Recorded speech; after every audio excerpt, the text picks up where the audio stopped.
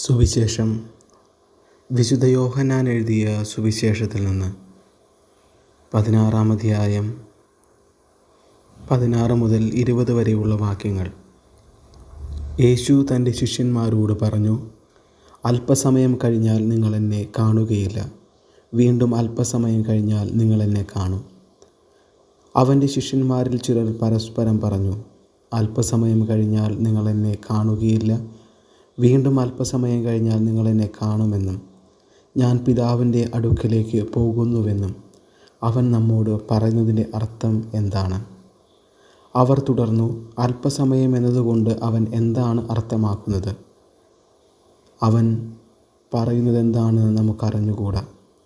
ഇക്കാര്യം അവർ തന്നോട് ചോദിക്കാൻ ആഗ്രഹിക്കുന്നു എന്ന് മനസ്സിലാക്കി യേശു പറഞ്ഞു, അല്പസമയം കഴിഞ്ഞാൽ നിങ്ങൾ എന്നെ കാണുകയില്ല, വീണ്ടും അല്പസമയം കഴിഞ്ഞാൽ നിങ്ങൾ എന്നെ കാണും എന്ന് ഞാൻ നിങ്ങളോട് പറഞ്ഞതിനെപ്പറ്റി നിങ്ങൾ പരസ്പരം ചോദിക്കുന്നുവോ?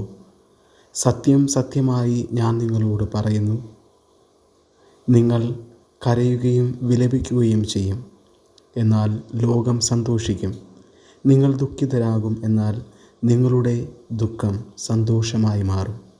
കർത്താവിൻ്റെ സുവിശേഷം. ക്രിസ്തുവേ, അങ്ങേക്ക് സ്തുതി.